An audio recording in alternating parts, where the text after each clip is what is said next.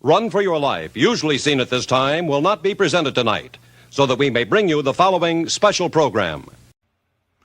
Please support the Word Balloon podcast by going to patreon.com/wordballoon. Become a part of the League of Word Balloon listeners. That's patreon.com/wordballoon.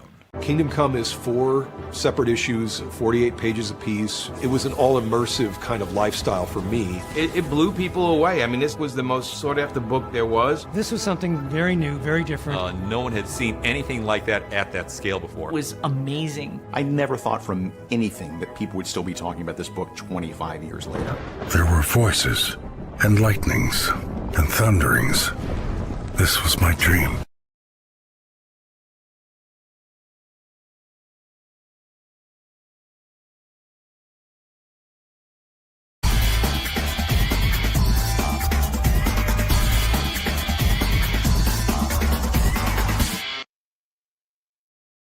How we doing, everybody? Welcome back. It's Word Balloon, the comic book conversation show, although a lot more in our conversation tonight. John Suntress with you. You know, I think this is only probably the second time I've spoken on the record with Benjamin Percy. And, man, I saw you at C2E2, and I'm like, geez, you've always got cool things going on. I'm like, my God, it's been far too long. So welcome back, Ben. Good to see you. Hey, thanks for having me on. Always a pleasure to chat with you. Well, likewise, man. You know that. And I wish I could be in Chicago for that Legend of Kingdom Come from Music Box Theater presents moment. Like, that sounds like a lot of fun. It's going to be cool, man. The movie really turned out nice. And, you know, Ben has been also finding his way in the movie world. We'll talk about that tonight.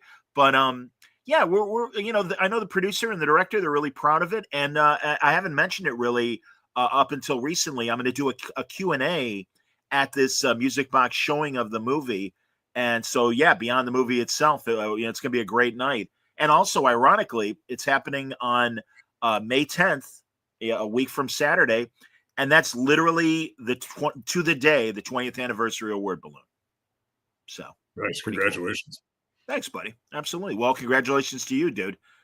Truly. Oh, that's hilarious. Right away, Ben, as I've said, Ben's got the deepest voice in comics. And here, Synchro Shadow Advance. My God, that voice is deeper than Namor's Kingdom. Absolutely, man. It's great. Did you ever do voiceover stuff, Ben? So, he froze. Is he there? Unless you're being succinct. I think he froze. Oh, there we go. Now you're back. Now you're back. So, did you ever do voiceover? I've done my own audiobook for the novel Red Moon. Otherwise, I haven't done any audio stuff, though.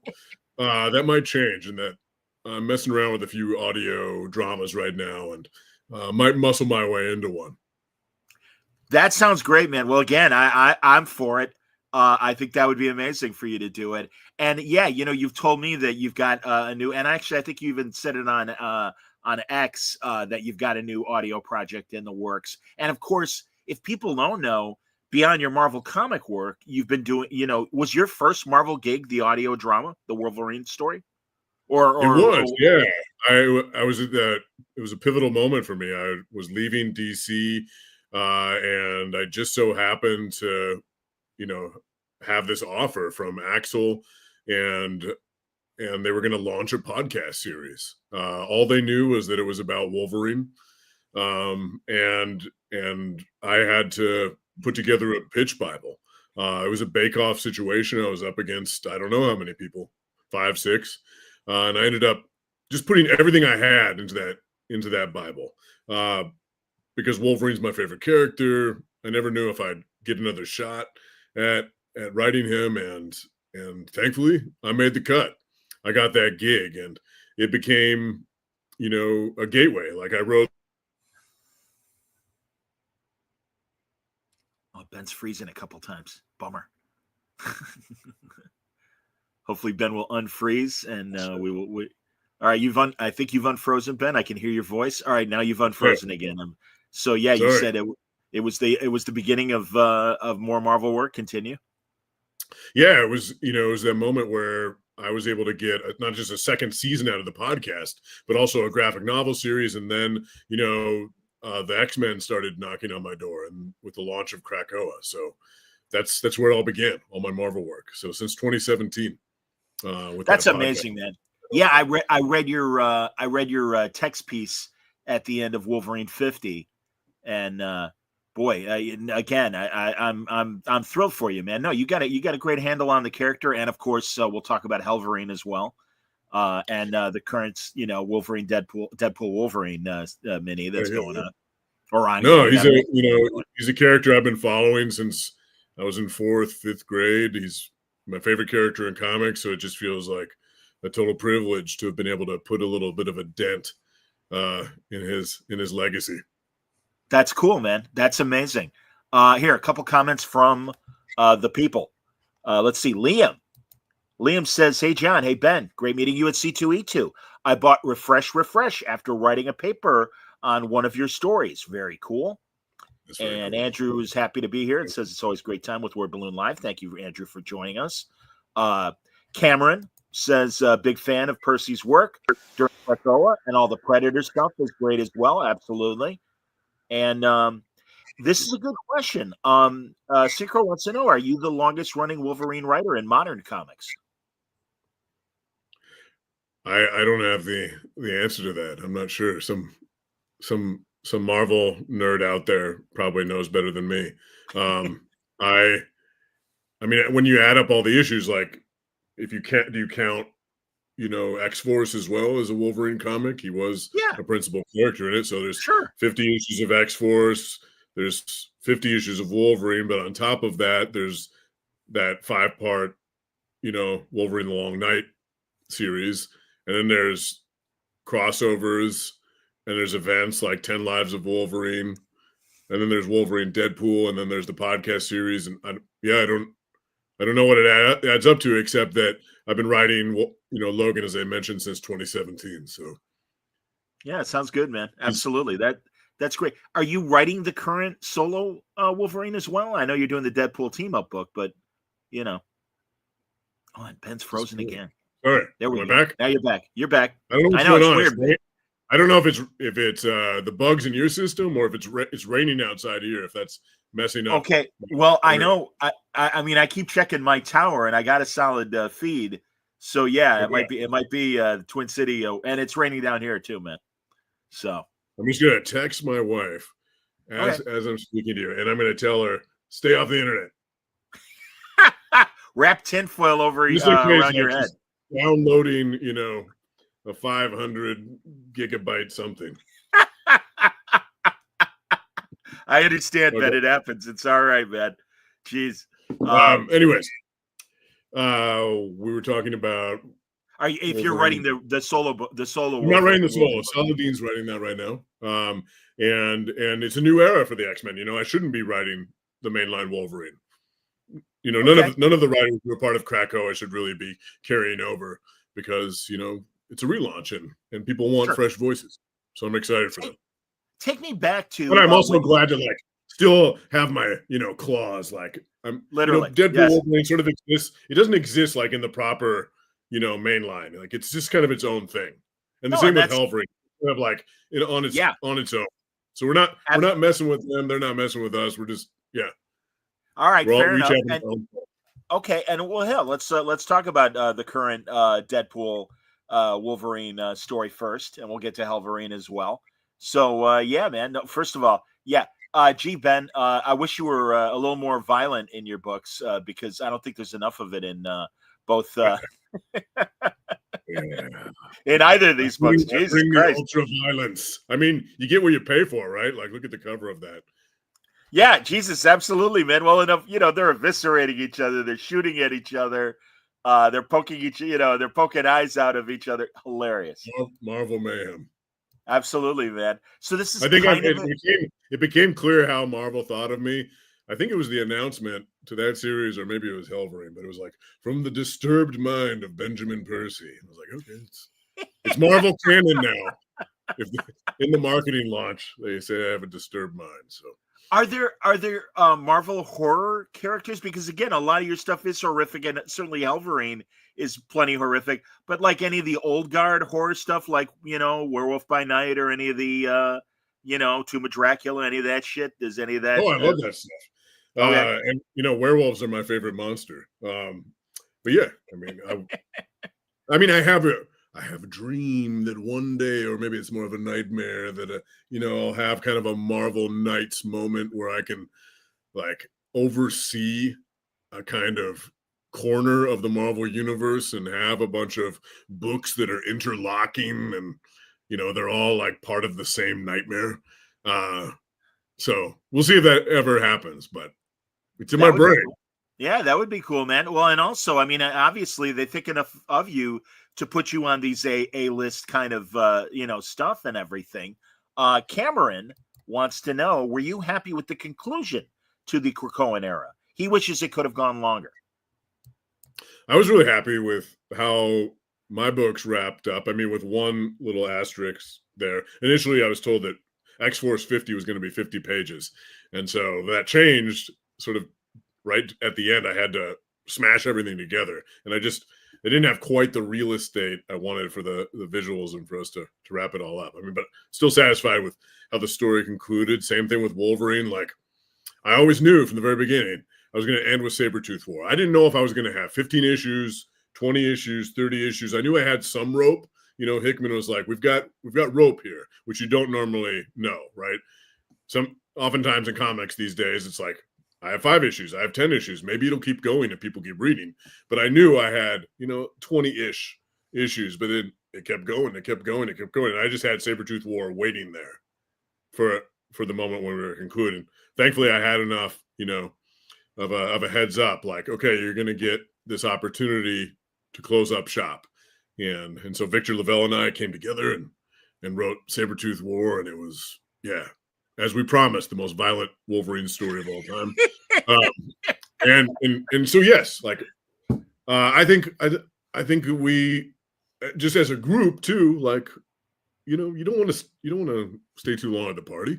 You got to know when to say goodbye.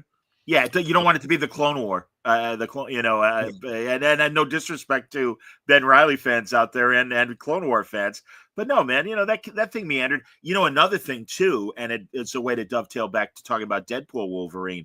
I remember when the first Bryan Singer X-Men movie came out, and big deal. And they even, when it was still relevant, they even had, I don't know if you remember this because it was 26 years ago, they had a section of TV Guide that even like had part of a Marvel X-Men comic in it, but it was such an innocuous scene that it was kind of impenetrable unless you were reading the monthly book. And what a difference 26 years makes, because certainly with the release of Deadpool Wolverine, they were smart enough to go back to you and go, maybe we ought to have an ongoing with Wade and yeah, especially with the synchronicity with the movie coming out and being such a big hit, like it made sense. And Joshua Cassara, one of my favorite dudes. Like, I don't just mean one of my favorite artists, but just one of my favorite dudes. I consider him a very good friend. We text almost every day. Like, the opportunity to join forces with him once again after our collaboration on X-Force and 10 Lives of Wolverine, like, just jumped at this opportunity to continue the bromance between us and Wade and Logan. But our promise in pitching this to Marvel is like, this is going to be like a nonstop 80s, 90s action movie. Like, it's not going to let up, and it's going to be totally over the top and ridiculous. And I think we've been delivering. I think you have. Absolutely, you have, man. And is it still on? Sometimes they announce an ongoing, and then it's like, actually, maybe it's only 12 issues. Are you guys still going strong? We're still going strong. We'll see where things wrap up, and that has everything to do with like the larger X line as well, and also Josh's schedule, and yeah, we'll see how it all comes together. But we're really geeked that people are digging this Strife storyline right now. That draws some inspiration. If you're a constant reader of Marvel, from the Executioner song, with the Legacy Virus and some more twists that are coming that you'll see harken back to that original story. That's great, man. No, and and I don't mean this in a pejorative way. It is really unfolding like a good action movie. I really love the way the story beats are happening. And yeah, it's Thanks, great. man. No, and it's cool. Yeah. So Lots of exploding helicopters. That's always, the sign of a good story right there. How many exploding helicopters are there? and both guys messing with each other, like I said, and stabbing each other in the eye or shooting at each other, and because all right, you'll walk this off in a couple of hours or whatever it takes. Yeah, that's the thing. I mean, when you got two guys with healing factor, you might as well, fuck them up. Andrew wants to know, beyond Wolverine, who your favorite mutant is. Ooh, favorite mutant. I mean, I love the baddies. That's fair. Those are legit answers. That's cool. I always think of Sabretooth and Wolverine sort of in the same breath.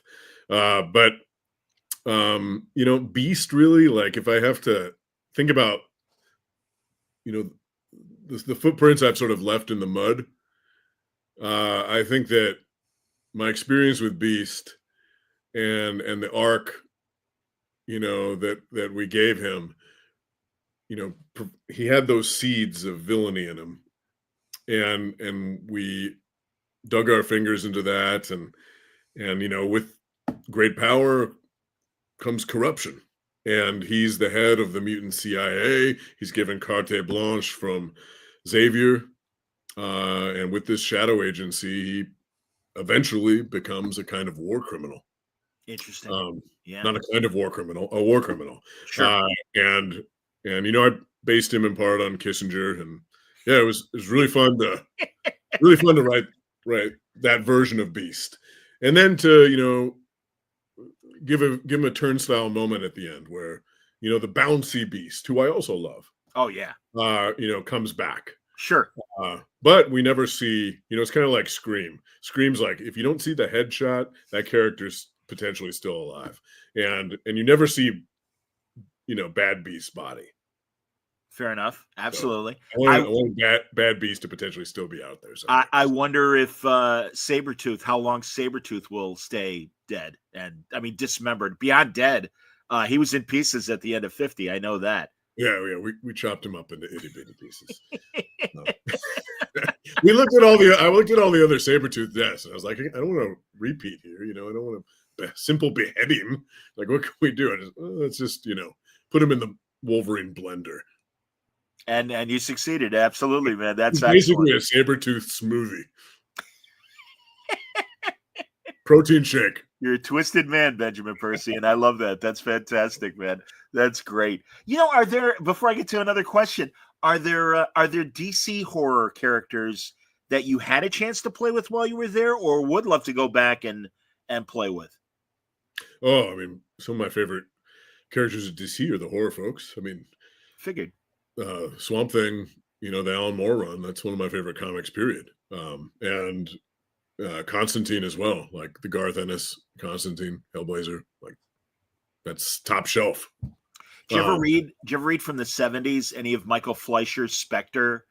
I have read a little Spectre because I was supposed to potentially do a Spectre series. They sent me a bunch of PDFs, and I never read them until DC gave me those. Okay. This is back during Rebirth and everything, and sure. that never came to pass. But really, yeah, had a blast learning about that character for the first time. Then, well, man, I go back to that Jim Aparo art and those Michael Fleischer stories, and honestly, I see echoes. Even though, as you said, you weren't aware of it. And then this is obviously predating your Wolverine stuff, but no, man, even in this from a 70s standpoint, there's some horrific images that Aparo came up with for Fleischer, and yeah, so I would think that it would be interesting to see you play in that world. Yeah, and because I can't help myself, I'm a horror head.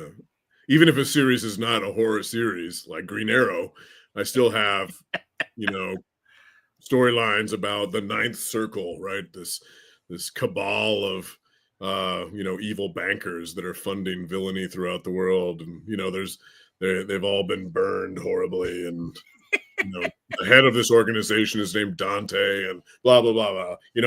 I can't help but put that just horrifying spin on things. So, well, and American Amazing Squirrel Girl, and I'll still you'll find horror, some zombies or something in there. Sure. No, I don't blame you, man. Absolutely. Well, again, this is what people want from you. So, Synchro has another point. He says, yeah, he'd love to see you back at DC. Your Green Arrow run up there is up there with the greats like Mike Grell and Judd Winnick and Denny O'Neil and Neil Adams. High praise, and I hear you, man. No, it was really interesting when you were doing Green Arrow. Absolutely. Yeah, I mean, Mike Grell, all those names are legends, but Mike Grell was and Longbow Hunters was kind of my North Star. And I mean, I'm very happy at Marvel right now. I've no desire to race back to DC, but DC has some awesome characters that I would one day, sure, love to take a crack at. I hear. Are you Marvel exclusive right now? I am, yeah. There you go. That's cool. And they're really good to me in that they know exactly what I am. You know, so they're like, oh, let's have Percy write the murder book. You know, they're never. And I had a good experience at DC. I don't know if they knew exactly what I was because I just started off writing comics. You know, so no fault of theirs, but I was new, I was green, and so they're like, hey, new guy, right? Teen Titans. And you know, it's not, you shouldn't give me Teen Titans.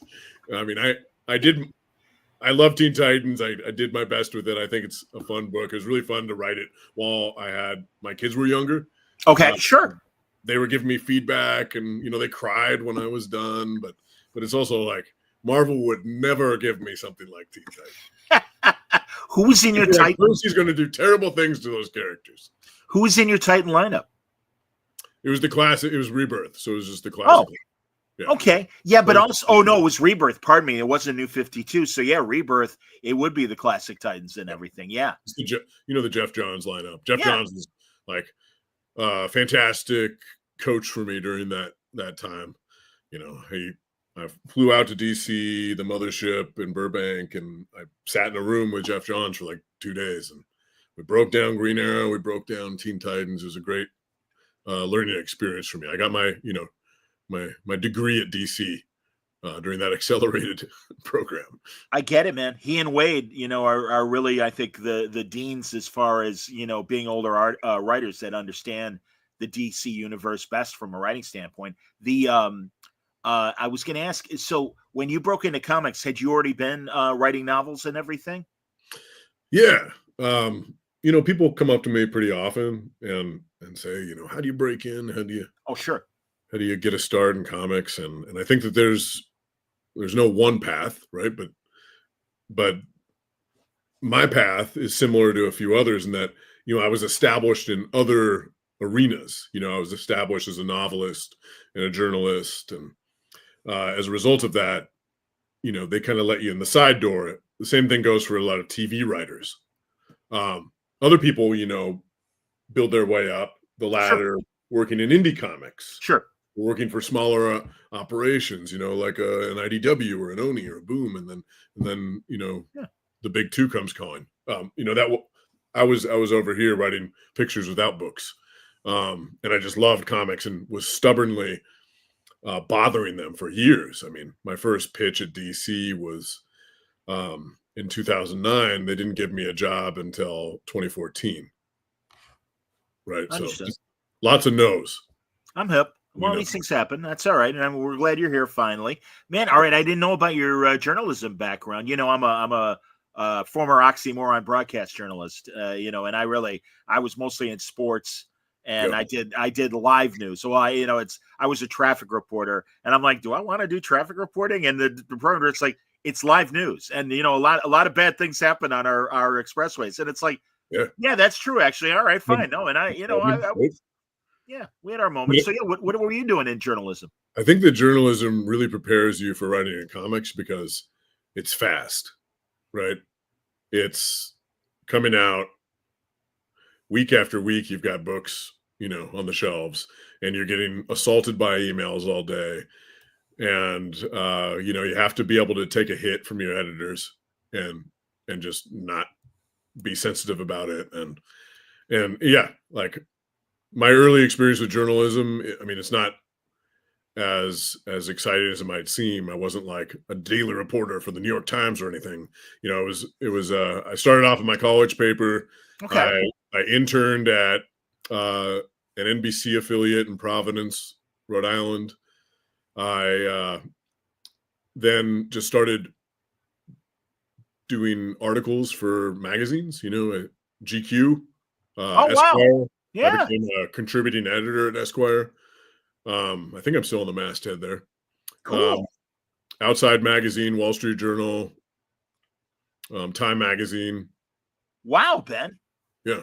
Damn, man. I seriously, that's great. Ben, honestly, I go to the grocery store and what passes for the magazine rack, once you get past the cooking magazines, the bridal magazines, and I forget what the term is. You might know those 100-page kind of, Time Magazine presents the Beatles. Oh, yeah. Glenn Greenberg, the Prince old Marvel. Diana's wedding. Yeah, exactly. Yeah, I'll look back. Yeah, it's the 50th anniversary of Elvis. I'll look back. Right. So yeah. But man, I miss magazines are dead, right? Magazines yeah, man, I miss those days. I miss magazines. The magazines were amazing. I was making, that was a lot of my time at the desk was writing articles, Sure. and that work doesn't exist anymore. Well, yeah. It's funny how things shift, over time. Like there's a time when I was, 50% of my time was writing journalism, and now 70% of my time is writing comics, and then audio dramas or something else swings into view, or novels, and it's like this. It's good. It's like going through phases of a career, keeps things fresh and interesting. 100%, Ben. And I also worry about like, oh shit, magazine journalism doesn't exist anymore. What am I working on right now that's going to turn to dust in my hands? Ben, I so hear you. I truly do, man. And it really, I mean, again, I'm 5 years out of being downsized from broadcasting, and I mean, as you know, broadcasting is such a ridiculous. Now they're just cutting jobs left and right. I don't even know. I was talking to a friend, and I'm going to talk to Guggenheim and a couple other screenwriters in the weeks ahead. I don't even know what network TV is going to look like in 5 years. Yeah, I mean, who watches live TV? Old people. You're not wrong. Yeah. Like my father-in-law, he puts on the news every day. Sure. And I don't know anybody else in this world who does. I get it, man. He's the last of his kind. No, I understand. Before we were broadcasting, I had CNN on because it's like, all right, give me my 20 minutes of what happened today, and then I'll get back to everything. And again, I could read about it online, but I have to admit, man, old habits, and again, coming from broadcasting, I spent 30 years in Chicago radio. So, yeah. Here, Andrew, back to comics. And we'll get to some other Ben's interests in a second. But he says, Ben, I love the first issue of Predator Spider-Man. I'm sorry I didn't put up a cover of that. Is that your first time? Is that your first time string the webhead? Well, I'm going to say writing the webhead, and I'm assuming so. Yeah, I had a brief opportunity to write Spider-Man in Wolverine. I did sort of a hard traveling heroes thing with Wolverine, where he was, hooking up with the different characters. There's like a Captain America, a Black Panther issue, a Spider-Man issue, and so on. And there's a Spider-Man story there, but otherwise, yeah, this is my first time really digging into the character, and I'm able to thankfully do it in my own way, because this Predator versus series, it started with Wolverine, then Black Panther. Now it's Spider-Man. Next up is Predator kills the Marvel Universe. Like it has its own microverse continuity. I was mentioning on social media earlier this week, like some people were fighting over this, and I early on said I was writing Predator versus Wolverine as though it was canon. I just wanted it to read like it, even if it wasn't. Nobody told me whether it was or wasn't, but I wrote it as though it was. But then there was a hit. Like I thought that was going to be it, but it was a hit. And so they're like, do another one, do another one, do another one. And I decided I wanted to write the evergreen version of these characters, like an evergreen version of these characters, not the current continuity version. So that, 20 years from now, hopefully, people are still maybe picking these up and understanding them. And also because selfishly, like I want to write this version of like Peter Parker. He's with MJ, he's working for the Daily Bugle. That's the playground I wanted to be in.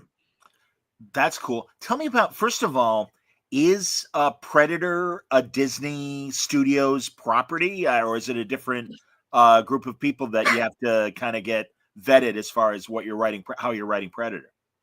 It's 20th Century Fox. So as soon as I heard Oh, about sure. Disney buying 20th Century Fox, I instantly Yeah. texted CB, editor-in-chief of Marvel, if you don't know him. I immediately texted him and I was like, you have to give me Predator versus Wolverine. And he texted me back, no. No, he didn't. Really? Yeah. He said no.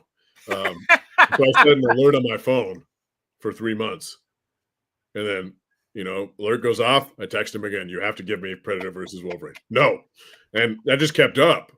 And eventually he relented. The reason he said no initially is because he didn't want interaction between the Predator, Aliens properties and the 616. He wanted to take time, to let them have their own boil, Sure. like Predator main line, Alien main line, like let them do their own thing for a while. So finally he relented, and it was like, yes, 2 years of pestering you paid off. And things blew up from there. But yeah, 20th Century Fox, they run the Predator stuff, and they're easy to get along with. They're not a pain in the butt. And they have great ideas, great notes. It feels like a good collaboration. How do you get into the psychology of the Predator? And you'll forgive me because I'll admit, maybe Aliens versus Predator might have been the last. Shame on me, because I know the Brody movie obviously got good reviews and stuff. But yeah, tell me about the how you see the psychology of the Predator. Oh, and he froze again. Oh, now you're back. Go on. First I strip off all my clothes in the woods and lather myself in, like Arnold in the first movie. Absolutely, I got to go after him. To get in the mood, for the Predator. Get in the chopper.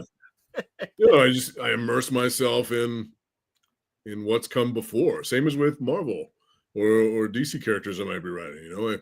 I want to honor the legacy while also putting my own unique spin on things. So I go deep. I revisit, reread, rewatch. So when I knew I was going to write Predator, I'd already seen the original film 70 times or something. I haven't committed to memory, but I watched my way through all the films. I read all those old Dark Horse comics again. Yes. And just wanted to make a comic. And this is always my hope, make a comic that, whether you are well-versed in this mythology or not, right, you can come to it and have this rich understanding of the deep well of history and be like, yeah, he made that reference to this or that, or this is channeling Predator 2, or you can be coming to a Predator comic for the first time and be like, this is cool shit. And I get it. That's cool. Is there, and forgive me, because again, I gotta do my homework better next time. Is there a sentient kind of warrior?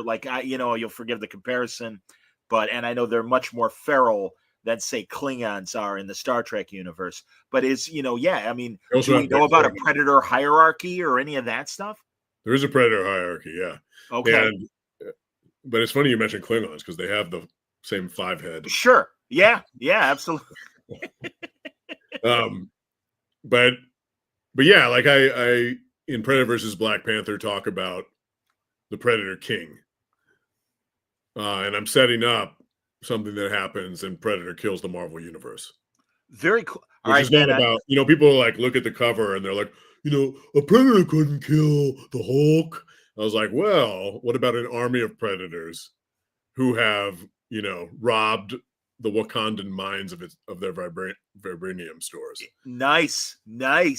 Man, and how Predators are completely obsessed with technology. Or maybe you don't, John, because you don't watch enough Predator movies.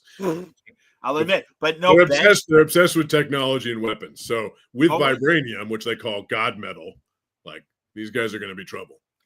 When does Predator Kills the Marvel Universe start? August. Fantastic. All right, good excuse. Directly out of Predator versus Spider-Man. Yeah. There's some stuff that happens in Predator versus, Predator versus Spider-Man is its own thing. Just like Predator versus Black Panther, they're their own thing, but they're all building towards that. Well, all right, Ben. Then expect me to bug you late summer, early fall to set that up, and it'll give me time to catch up and appreciate what you're doing with Predator and the Marvel characters. Because Yeah, man, I'm having fun with it. Predator versus Spider-Man is kind of a stealth Craven book. oh, that's great. And Craven is Makes I mean, sense. the world's greatest hunter, galaxy's greatest hunter. You got to put him together. Sure, Right? sure. But a Craven versus Predator book wouldn't sell.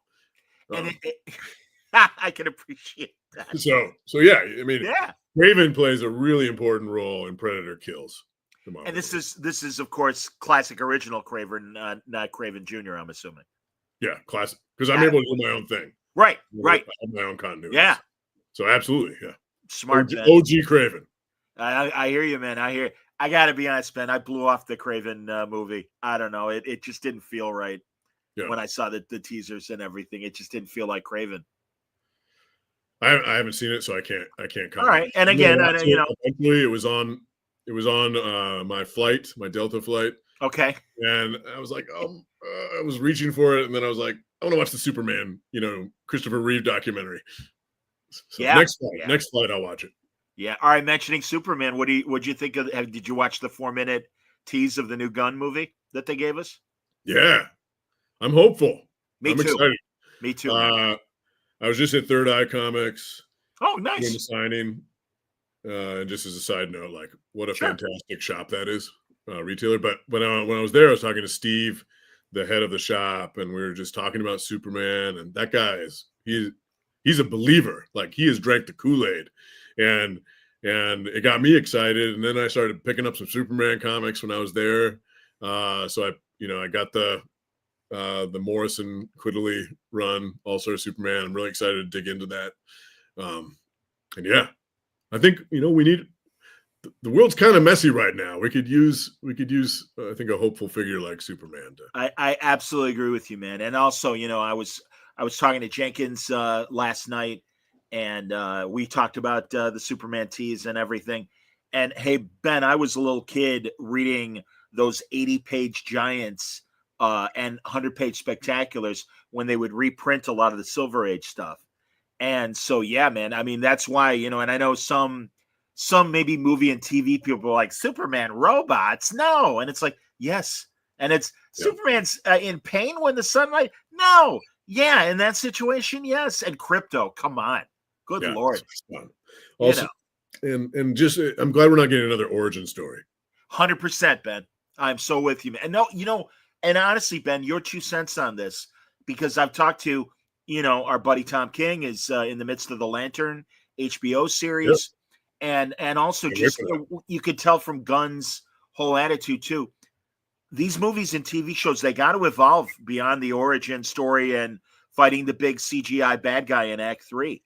And Agreed. They have to be. You look at what happened in a show like Punisher, and they did the same. Like Punisher does not kick off with Frank Castle's family getting killed, right? I mean, right. You get some flashbacks and such, but it's like the Punisher's been around for a while. He's been doing terrible stuff, and now he's actually in semi-retirement.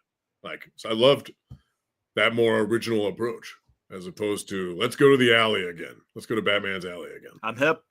Did you watch Born Again first season?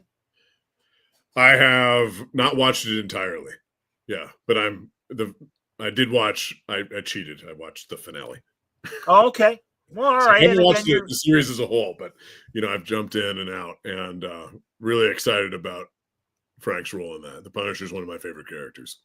Yeah, it vaguely reminds me of when Brubaker was writing Daredevil, and I can't remember if it was Bendis or who had at the end of his arc, Daredevil being locked up. And so Frank's solution to get to Daredevil in prison was he shoots a guy in the face in front of a cop. The cop is freaking out, and Frank's like, "Hey, you got to arrest me. You do your job. Here I am." And it's like, okay. So that's the end of the Born Again with Frank in the cage, and it's like, he's not going to be there long. Don't worry about it. Yeah. Everything's going to be fine. I'm excited. So, here, Andrew wants to know what you think of all the recent Predator movie announcements. Geeked. I mean, there's the animated show, right? The animated is it a miniseries or is it a movie? The Killer of Killers. That looks awesome. Sure. I mean, and I kind of knew something like that was coming. It's not like I have an inside line to exactly what they're doing, but I was pitching stories, and they're like, you can't do that. Sure. And it was specific enough that I was like, they're doing something, because I was pitching a samurai thing. There you go. Yeah. But I love the idea of Predator in different points in history. And then the movie, the movie coming out in the fall, Badlands, are really interesting. I mean, taking a Predator, making him the main character, that's risky. That's cool. I agree. I like that swing. And I like the idea of a young Predator on his first hunt trying to prove himself. And I also am really interested in that Easter egg in there where Elle Fanning's eyes glow and you see the Weyland-Yutani symbol. Like, great. Uh-oh. I love synergy between those two franchises. Very cool, man. That's great. Here, Synchro Shadow Advanced says, and he's referring to my conversation last night with Paul Jenkins. He was wondering what normal activities you would write, and his example is Paul had this poker game, and the thing was there, Spider-Man, Kingpin was there, and Doctor Strange was not good at poker. He tried, but he obviously was not good at poker. So is there any sort of like normal everyday stuff that you would imprint on Logan or Peter or somebody that they're not good at this, even though they try or whatever? Well, I think that if Logan's playing blackjack, every time somebody says "hit me," bad things are going to happen. Snicked, absolutely. Well, that's the gag that I'm already writing in my head. That's cool. I like that. Here, I'm trying to make sure we're seeing all the answers and everything. Now here's a good transition because JD did not know. Is Mr. Percy still writing prose novels? So I have 11 books of prose novels, short stories, 1 book of essays, and I'm still writing them. Absolutely. Right now, I'm focusing on short stories and novellas, in part because they give me bandwidth to be able to take on all the comics projects and screenwriting projects that fill up the hours of my day. I am working on a novel, but slowly. I don't think it's to my benefit to have a novel out a year, which is what I was doing for a while. I just don't think that unless you're James Patterson, Colleen Hoover, or Stephen King, I don't think people want a book from you a year. So I think it's better for me to have a book out every 3 years or even 5 years. So that's my current plan, to sort of shift in that capacity. But I'm still pumping out. I have all these novellas and short stories coming out this year. So I love prose, and I love to have the ability to like work in a hermetic way, where it's all on me. I love to have that, and then I also love to be united with an artist and collaborating with the team, or united with a bunch of producers, directors, actors, and working on a project. Like I get a lot out of having both of those things in my life. That's excellent, man. And I was so happy to see on X you promoting a new, and you tell me if it's a short story or a novella from Neotex, The Human Bullet, everybody. Yeah. That's great. When Neotex was brand new, I don't know if you were on this panel or not, because it was when we were all in COVID, and I did an online panel with several Neotext creators. Yeah. And it was Ho Chi Anderson and Chloe Segevny, and I want to say Max Collins was in there. And Ben, were you part of that? I can't remember. I wasn't a part of that, but you had mentioned it when we spoke before. And, it's been a great collaboration working with Neotext. John Schoenfelder is an encyclopedia. He's seen every movie. He's read every book. He has giant opinions, smart opinions about all of them. And he can read a pitch, read a block of prose, and just deconstruct it, give you the best notes of your life. So Human Bullet was actually, born out of a discussion we had about vigilante narratives. Vigilante narratives like The Punisher. Sure. Like Death Wish. Sure. like John Wick. There's an obsession, an American obsession with vigilante narratives. This is kind of an interrogation of that. It's basically a revisionary Punisher pitch in that, there's this guy named John Walker, and he's caught up in a mass shooting, and he gets a bullet to the brain. Wow. He gets this bullet to the brain and goes into a coma. And while he's in this coma, 6 months, 9 months, his brain is on fire. Synapses are firing. In his head, years go by.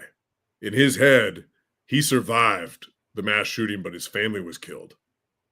In his head, he became a vigilante and got revenge on that shooting and got addicted to the hunt.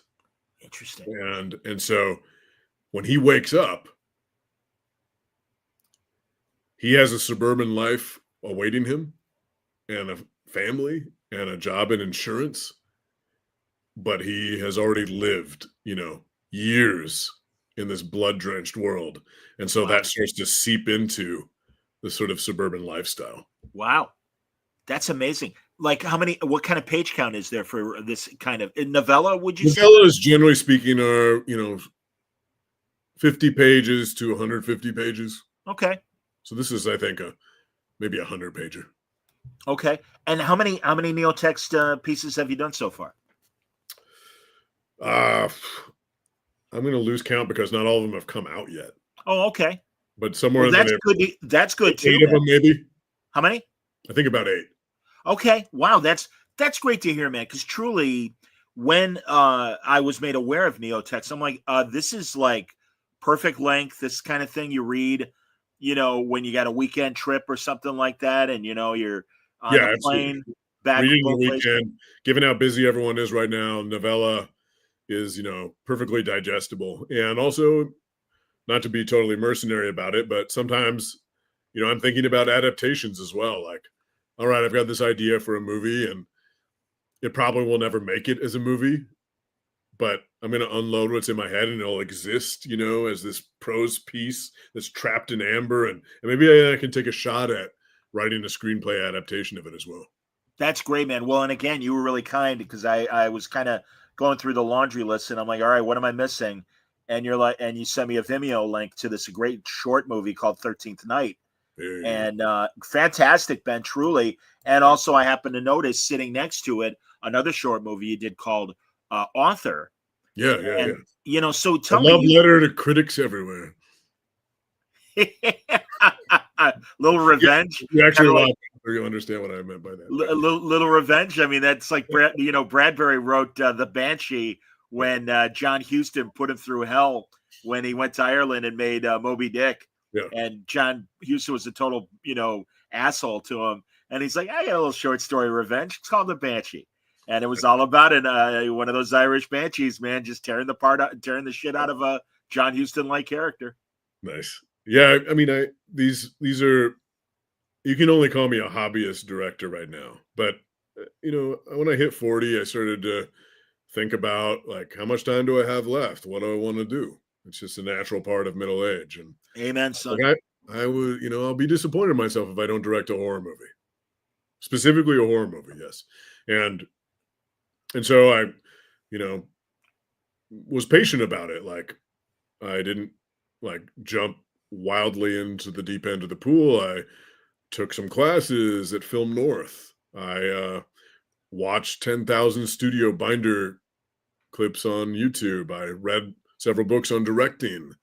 I interviewed a bunch of director buddies. I ended up making Author, just to see if I was capable of not just doing it, but enjoying myself while doing it. Like, sure. I got together some friends. We shot it in 7 hours. We, edited it, did sound and everything. And it was a blast. I loved it. And it gave me the confidence to actually pursue a budgeted film, which is 13th Night. So I applied for a grant. I formed an LLC, and we ended up taking 13th Night out on the film festival circuit. And yeah, just I'm super proud of that experience, and I hope that it'll be a building block towards towards bigger things. And right now, my approach is just like, we call ourselves Team Scrappy. It's a bunch of really talented friends I have, and we just like do everything we can to cut corners, make low cost stuff. We're trying to make, a movie every year, a short film every year. And then we hope to get to the point where we can, maybe do a Kickstarter. I don't know if that would be successful or not, but, try to get together 100K or so, which is like, I know that's a lot of money, but when it comes to like paying people fairly, because this isn't for money for me, it would be for cast and crew. Like, sure, 100K would be gone in a second. Everything's so expensive. I hear you, man. Catering and renting locations and film and everything else. So yeah, I hope to get to that point where I can shoot a feature in the next few years. Truly, man, I really enjoyed both 13th Night and Author. And I would ask, would you see yourself stringing them together, kind of like those old anthology horror movies where a bunch of different stories all together? That would be fun. I thought about something like that, in which, like, I was like, how can I make a cheap feature? And I thought, well, what if I make, I don't know, 4 or 5 short films? Yeah. And they're all not exactly an anthology, like you said, but like, what if they're connected? Different stories that connect somehow. I'm hip. Yeah. I hope you do it, man. Honestly, again, you have the eye for it and the chops for it and everything. And your guys are Dave Ullman and Matt Bowers. Is that right? Oh, he froze again. There you go. Now you're back. Do I freeze on your end, Matt? No, you keep going. I can still hear you and see. All right, good. So you can fill the radio silence. I'm doing it. And David Ullman is a good buddy of mine. He's a video producer at the University of Minnesota. Okay. Genius editor. He can just like get into these programs and shuffle things around. And you look at like, I don't even understand what he's doing. It's like speaking 10 foreign languages at the same time. And Matt Bowers is one of my friends who's just like a Swiss Army knife of a human being. He's good at everything. Like he can build a house. He can, write an opera. He can, draw a comic. Like he's so talented. So they're not just fantastic collaborators in their technical skill, but also just a joy to be around. Wonderful, man. That's terrific. So are you limiting 13th Night to festivals, or are your fans able to watch it? I mean, you said no, they can. We did the festival circuit for a year, and I was told, like, take your movie out for a year, and then nobody wants to hear about your stupid short film again. That's just the way it is. Like, you need to have another short film after that. Sure. So we did the festival circuit for a year, and then I did like a 6-part essay series for Fangoria. Oh, great! About the making of. You can look it up if anybody out there is interested. It's called Chasing the Nightmare. It's on their website. So there's 6 parts to it, and Phil Noble, the editor-in-chief of Fangoria, was really cool to like let me do that, and also like we sort of debuted it online via Fangoria. And Fangoria for me is like, that's the magazine. Like, I grew up on Fangoria. I even had the trading cards. I still have them to this day. And so to be able to, be in that conversation, I know that most normals probably have no idea what Fangoria is, but like, I know they've been kind to me. They honestly, every now and then, I kind of look to see, lists of podcasts, not from any ego standpoint of whatever. And and like Fangoria had like, favorite comic book podcasts. I'm like, oh, that's really nice, man. They put me on there. That's cool. So it's always like such a dorky delight for me when I hear that thump on the front porch and I go out and there's my that's quarter. Great that it comes out every quarter now. They're still doing a physical magazine. That's wonderful. It's a thick magazine, and Phil's rule for the magazine is that anything that's in the print magazine is never online. Wow. So that people they will subscribe. Sure. No, that makes sense. Yeah. And also, is it accessible? Do you have a website, and is the movie accessible on your website? That Vimeo link that I sent you, probably if people just they can look at it up through Fangoria in that 6th part, or they can just Google like Vimeo Benjamin Percy 13th Night, and it'll okay. All right, and as I said, they might also see Author sitting next to it. So that's cool. Yeah, don't have high expectations for author. Like that's just All right. Well, again, I understand. First it's attempt. it's a garage band sort of moment. Hey man, we sometimes we like to see and hear the garage band stuff, so that's okay. I think it's a forgiving audience. Here, Kari says the horror world would fund you in a heartbeat if you put together a Kickstarter. I'm hyper focused on the crowdfunding community right now, and you'd go well over your goal. Well, that's cool. Well, that's cool to hear. I mean, I hope so. There's part of me that's just terrified of it, though. Like I know this sounds silly, but just like seems so humiliating if you put all this effort in and put it all out there and then it fails. So I gotta do my research. I gotta make sure I do a good job. Like an example of a good job is Mark Bernard, and he put together this big crowdfunding thing for his short film Splinter, and he nailed it. Like he had actors, as part of the promotion. He did this cool video where he explained it as his passion project, and yeah, he's the one who I'm going to be picking the brain of. I get it. If I'm gutsy enough to take that leap.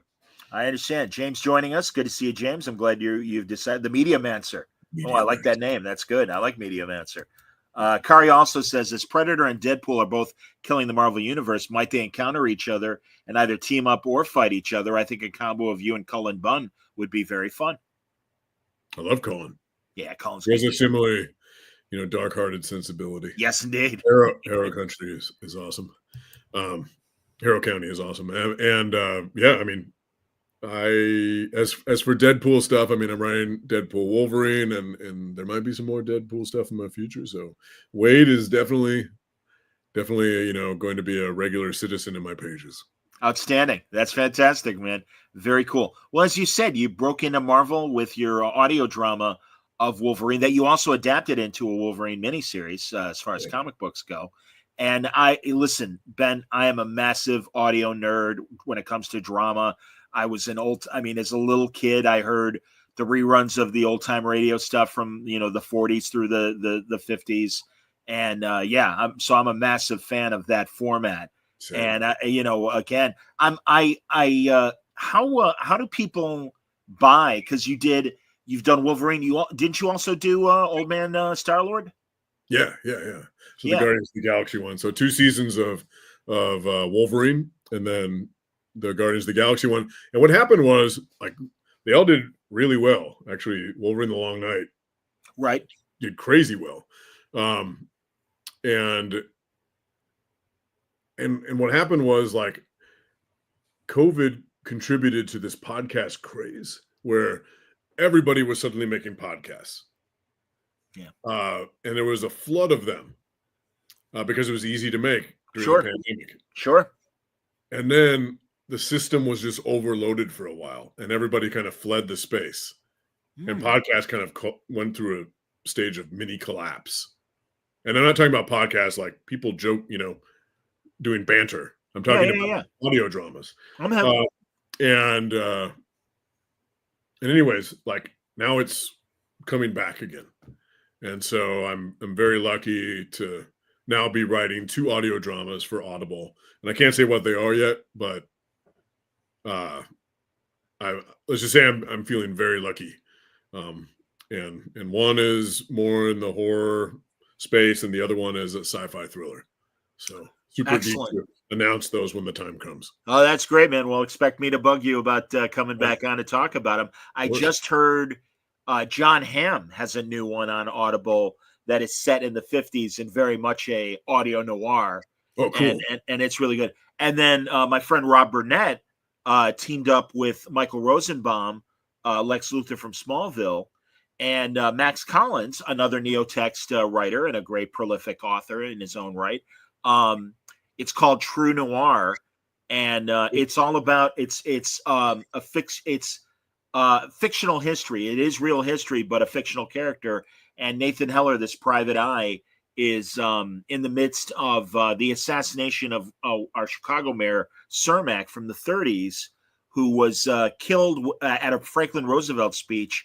And everyone thought, oh man, well, FDR is really lucky. And unfortunately, the mayor ended up, getting hit. And it's like, no, the mayor was the target all along because he tried to kill Frank Nitti and missed. And Frank Nitti went after him with full vengeance. And that's, where the story begins. And it's an excellent audio drama. Did you get involved with the sound design and everything else beyond writing the script?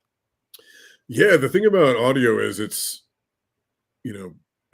not balkanized like Hollywood, where everybody has their own job, their own department, Sure. It's sort of like a more all hands on deck kind of situation. So I was exposed to, the actors. I would be zooming in while they were recording their work, and they'd be asking me questions. They would, if you write a screenplay for a feature film, you're not supposed to be too bossy in the script. If you overwrite camera direction or anything else, that's you've overstepped your boundaries. And in audio, they want you to be as bossy as you can. So I'm dictating sound direction and then hearing the results, trying to give notes on, early prototypes of sound design and such. And so, yeah, it's like, if you're the writer, you're kind of also naturally just a producer as well. And so, yeah, I'm super excited by the challenges that you face when you write in that medium, translating a visual medium, comics, to audio. At first, I wasn't thinking about that. I was just thinking, I get to write Wolverine. It's gonna be awesome. And then you realize, okay, how do you write a fight scene in audio and not completely confuse your audience? How do you, when you look at a panel of a comic or you look at a frame of a film, it's sunny, I'm in Philadelphia, you know that your characters are about to walk into a brownstone, what the weather is, and you're fed all this information that takes you a half second to process. But if you're listening to an audio program, it's all vacancy. Yes. You have to figure out sound cues to clue people in, sound environments that'll anchor your audience. You have to find ways to share exposition in a way that isn't clumsy. You don't want your characters being like, here we are walking down, Angel Street at 3 p.m. on this sunny February afternoon. We approach Old Man Wither's house, where some say 10 years ago, at this very hour, he killed his entire family with an axe. And lo, do you hear a sound now beyond that doorway? There's a lot of ways you can really, shit the bed with audio. And absolutely. So to come up with like innovative ways of telling. I chose an interrogative mode. So in, a show like Homecoming, if anybody watched that, you have a psychiatrist, a therapist, and a patient. And they're going back and forth. And so there's a natural reason for questions being asked that'll give you exposition, and it feels organic. Like what happened with your father? And how long ago was that? Sure. So that's a natural conversation as opposed to an awkwardly, an awkward conversation is burdened by exposition. So I did the same thing with Wolverine the Long Night, except special agents are, the point of view. And so they're going around investigating these murders and asking questions. And those questions result in exposition. And they also result in a soundscape that can rise up. If somebody's telling you about, oh, yeah, I was, went on my crab boat last night and it was foggy. And, all of a sudden you have the slap of waves. Sure. Creak of rigging. And that's how you write a fight scene. You have somebody in jail with a black eye and they tell you what happened. And then the fight overlays the narration with the sound effects and everything as the guy's retelling the story. No, I can appreciate that. I was trying to find the audios of yours. Do you know where they're selling them or anything? I mean, are they on Apple? They're all free now. At this point, they're all free. So that's good. That's good to know. To podcasts, Apple, Spotify. Yeah. Okay. They're all there. Yeah. That's great to hear. Get on to wherever you listen to podcasts and plug in Wolverine the Long Night. Beautiful, man. And what was the name of the Guardians one? That was called Old Man Star-Lord. That's what I thought. Old Man Star-Lord. Sure. Yeah, okay. So the Guardians of the Galaxy. I mean, a few of them anyway, come back to Earth, and they discover they've been gone a long time, and they discover like things have changed. Yeah. And it's the old man universe. So they land, and there's all the Doctor Doom heads taking over Mount Rushmore, and hijinks ensue. That's great, man. That's fantastic. Robert's apparently a fan of the graphic audio stuff DC and Marvel have done. Also, all the British radio plays are really great. Well, the British never stopped doing audio drama. And, in America, when TV really got its vice grip on American media and stuff, finally the old-time radio shows petered out in the early 60s, very early 60s. And then there was a slight resurgence from the 70s with the CBS Radio Mystery Theater. I don't know if you've ever heard any of those. There's some good horror ones in there, actually.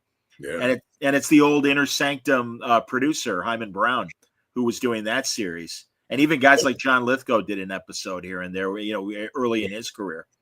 I think that horror lends itself well to audio because the audience has to fill in so much of their imagination. And we all know from horror that, right, the shark is scariest when it's a surge beneath the water. It's a fin cutting the surface. Yep.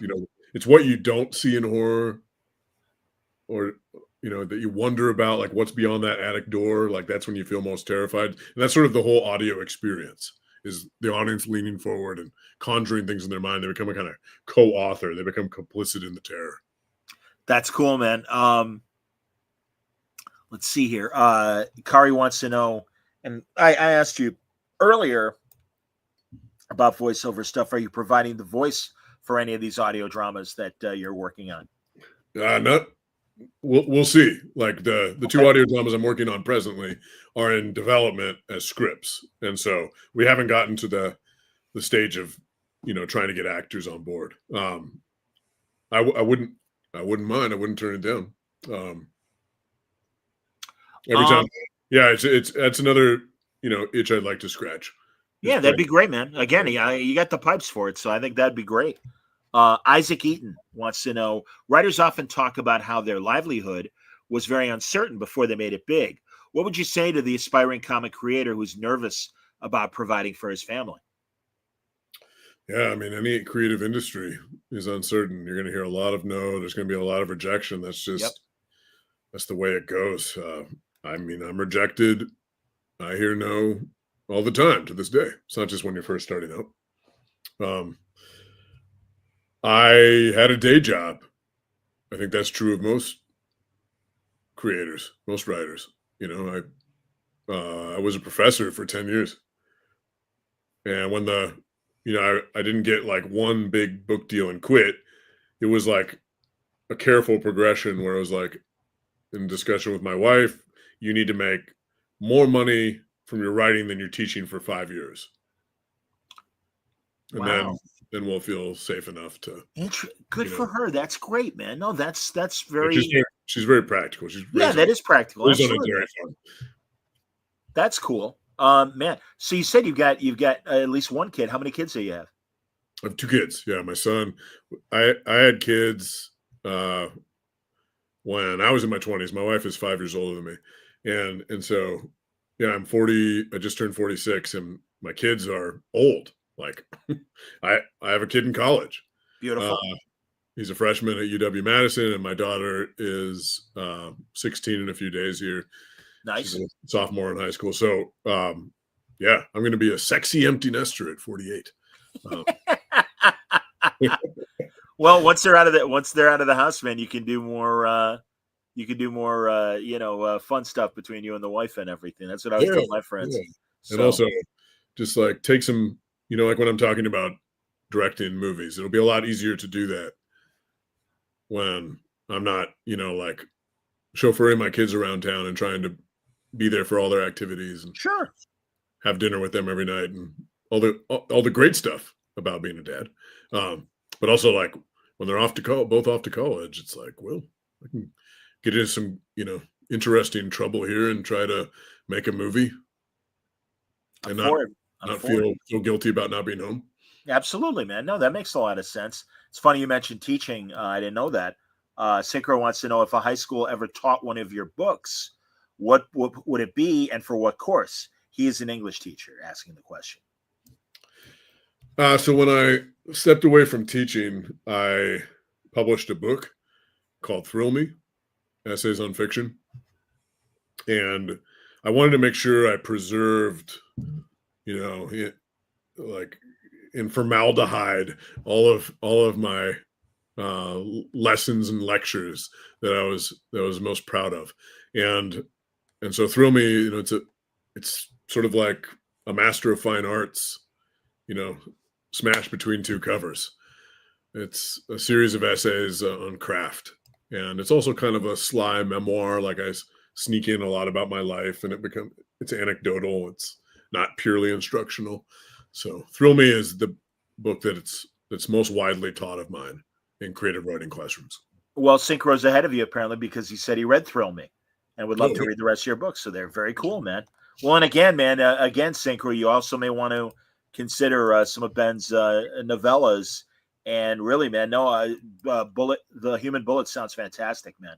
So beyond the comic stuff, I'm really glad that Neotex is a nice niche for you to play in, and again, kind of manage your schedules to do all the comic book stuff you're doing as well. So, way to go, man! Fantastic. Here, let's see here. All right. Well, we just made a sale for you, Ben. Kari says just bought the Human Bullet. See, as I always like to say, when nothing makes me happier, everybody, that when one of you that watches or listens and hears or watches one of my interviews and goes, oh, I never would have thought to get X if I hadn't heard them on John's show. And my response always is the system works, because that is my hope that I am helping you guys with what you're doing, because you're helping me with what I'm doing. For every book sold on Word Balloon, I buy John a beer. I'm for it. Fantastic, man. All right, Corona's waiting for me. Corona lights are waiting for me. That's fantastic. And JD says he has Thrill Me as an ebook. Wonderful, man. Thank you. So, that's so great to hear, Ben. I'm glad it's out there, lighting some fires, because, I stepped away from teaching, but that's not because I didn't like teaching. I really enjoyed it, actually. I didn't like grading, but I like teaching. Getting up in front of people and getting them really jazzed about literature, like making them want to worship at the same altar built of 26 letters. Like, I'm all about it. And I still, to this day, I try to teach every now and then at a writers conference. Like this summer, I'm teaching at the Northwoods Writers Conference in Minnesota. And I've done it once before, and it just gets me back into that community. And yeah, so the fact that Thrill Me, though, is out there lighting some fires, inspiring some people, makes me feel like I'm still sort of at the lectern. Would you ever want to do any sort of writing seminar at a comic convention, the way Wade and Jenkins and some others do? Maybe. I don't know how those work, but possibly, yeah. You're gonna have to sit in on a session with Wade. Wade and Chaikin lately have been kind of taking their show on the road, and Wade providing the word aspect and Chaikin showing the visuals and stuff. Oh. I should ask them about it or try to sit in if they're doing one at NYCC or something. There you go, man. Absolutely. Ben, honestly, man, as always, this is the kind of hope that I have when I have a conversation with somebody like you, that it exceeds expectations and we open doors that I wasn't expecting. And we'll remind people again, we really need to talk about Wolverine, though, and this character. If you still got time, I don't want to mess you up if you got to get back to family shit or anything like that. You got a minute to talk about Wolverine? Yeah, let's talk. Beautiful. All right. So this is, and how do you say this son? It's not Daken. It's Wolverine's Japanese son that has become this hell beast. Yeah. So I don't know if it's Daken or Daken. I can always pronounce it Daken myself. Yeah. I thought I said Daken. Yeah. He's referred to more often as Akihiro now. It is. So it is Daken. Excuse me. I didn't realize that. Yeah. So here's the backstory on Wolverine.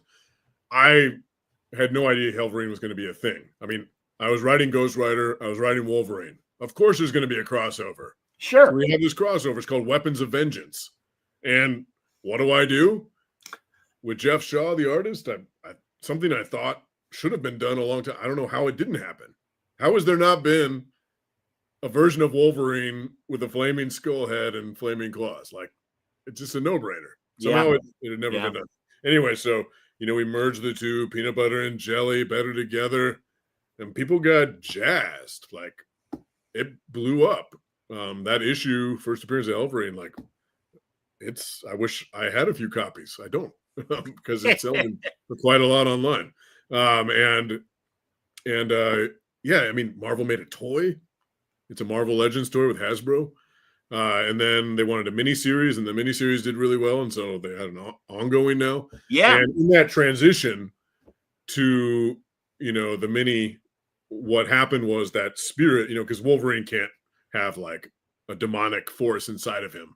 He's got other shit to do. Oh yeah. But I saw an opportunity. I was writing Sabretooth War, and one of the terrible things, I'm sorry, that happened in that is Akihiro gets ripped apart by the Sabretooth army, and his body parts spell out "Happy Birthday." So anyways, we killed Akihiro, and I just saw this opportunity because this is all happening at the same time. I'm like, Doc and Akihiro, he needs to get off the bench. He just hasn't been in the spotlight. He needs something cool, new to happen to him. Sure. The people get excited. And so I was like, what if we transition this spirit, this demonic force out of Wolverine? It finds the next best thing, like it finds Wolverine's son. And it's like, you're here, you're dead, and you're going to be an unwilling host to me. So he's resurrected in this new form, and he can't survive without this parasitic creature. And yeah, it created a really interesting opportunity to really dig into Dawkins' past. And he's a character who's defined by pain. And so the idea of possession, this demonic infestation, really resonates thematically, and trying to move beyond that pain, and trying to move beyond like these scars you carry with you and regret you carry with you, and sort of exercising them. I get it. And first of all, that's interesting. I didn't know. JD tells me, first of all, that you have a horror writing course on Skillshare. That's really cool. Yeah, suspense one. Yep. So, and a couple of comments from Roberts, and then I'll get to a question. We saw Wolverine and Ghost Rider in the 90s. We all said we need more combinations of that. And he said the Wolverine Sabretooth birthday bits are some of my favorite stuff in their rivalry, even if Sabretooth sometimes knows the date, sometimes makes up a date. Absolutely. The way that he messes with Logan is really part of the fun of that dynamic. That's sicko. So, what's wrong with that guy? Yeah, he's a cruel master. So yeah, I can appreciate all of that. Now I know Erica Schultz has put Elektra in Hell, and she's Hellectra currently. Yeah.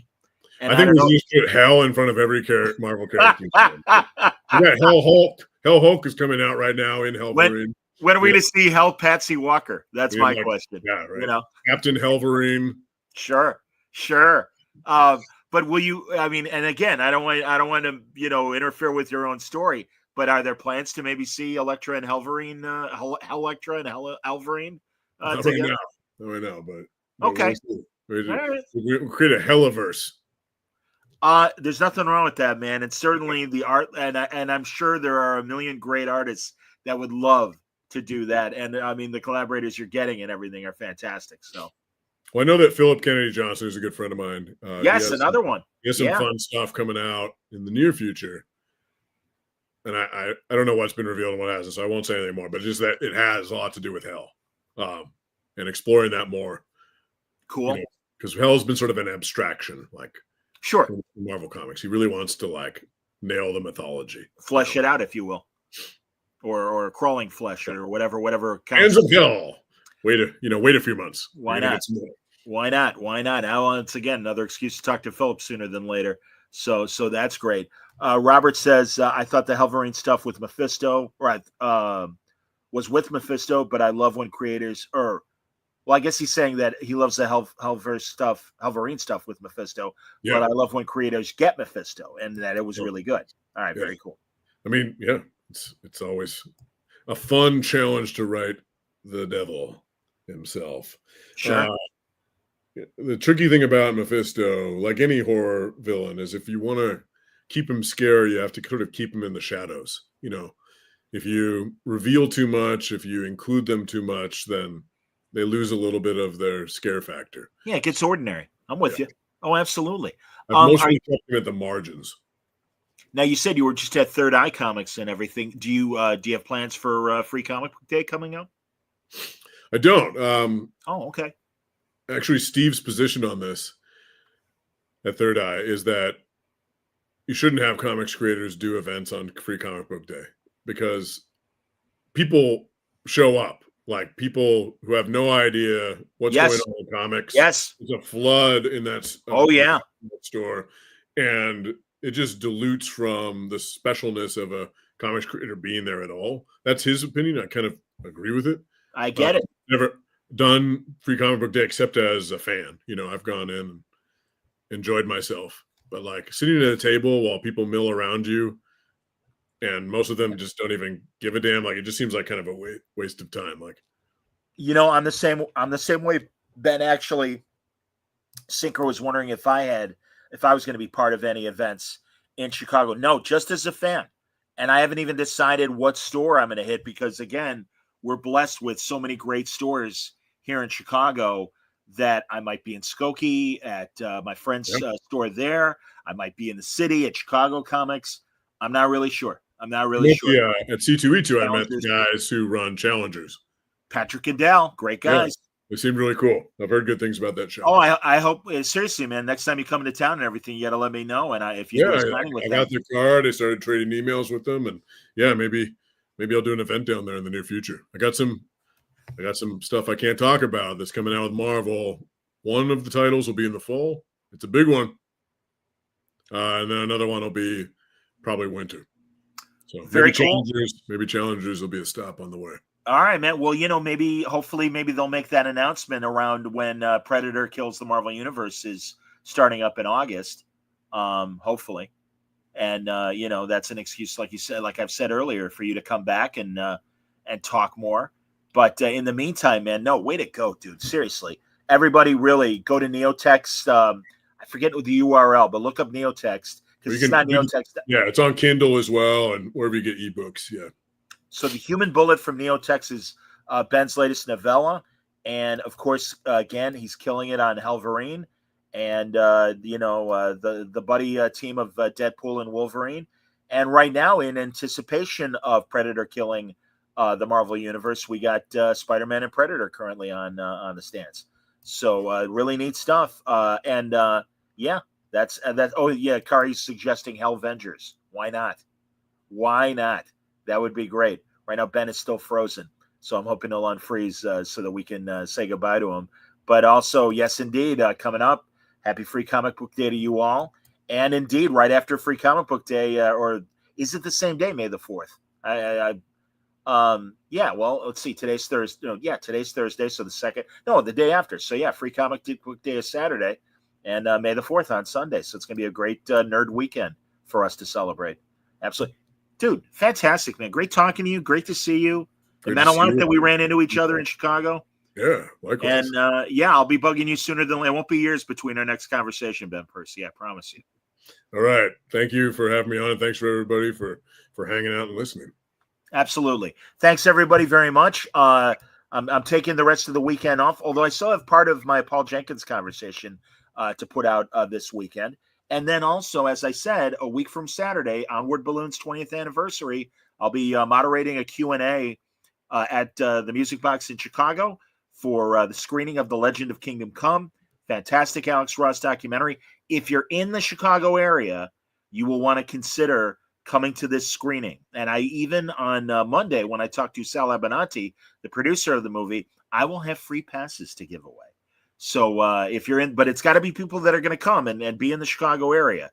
So I got an international audience, and I wish to God that I could announce more screenings all over the world. But in the meantime, we'll focus on Chicago, Alex's hometown. And it's going to be a lot of fun next Saturday. And a lot of comic creators will be there, and a lot of my friends. And so I hope if you are in the area, you consider showing up. But all that coming up on, what's that, buddy? Sounds like a blast. I wish I could be there. I wish you could too, man. But hopefully we'll make a reason for us to come up to Minnesota with the movie. But until next time, thanks a lot for watching and listening, everybody. Stay safe, stay happy, stay healthy.